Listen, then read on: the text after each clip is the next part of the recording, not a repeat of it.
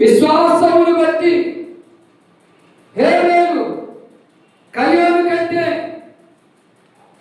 కంటే శ్రేష్టమైన బలి దేవునికి అది. కనీసం నువ్వు ప్రథమ గుప్పుడే తీసుకురాకపోతే నీవు ఎలా ఉండేది?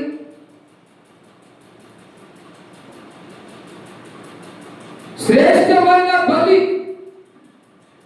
దేనిని బట్టి? విశ్వాసాన్ని బట్టి. కయ్యూను కంటే హేబేలు శ్రేష్టమైన బలి దేవునికి ఇచ్చాను. మరి మనం దేవుడికి ఏమి ఇస్తున్నామా?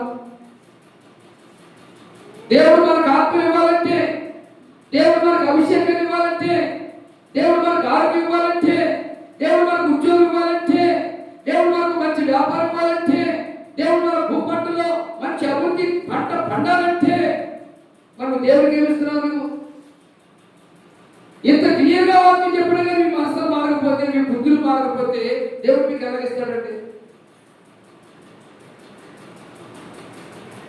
చెప్పండి.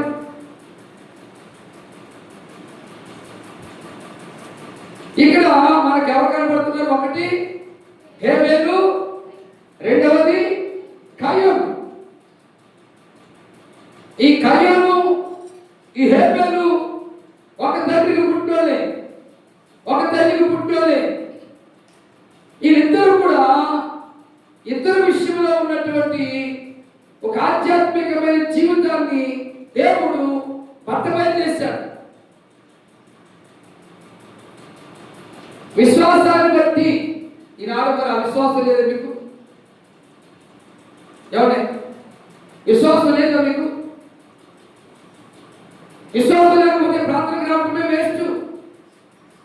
నిన్ను మోసం చేసుకుంటే ఉంది.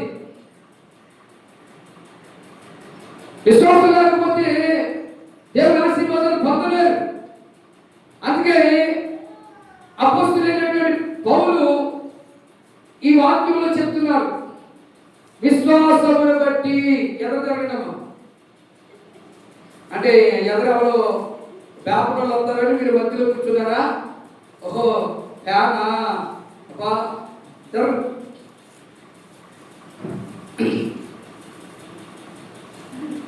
విశ్వాసము లేని మూర్ఖ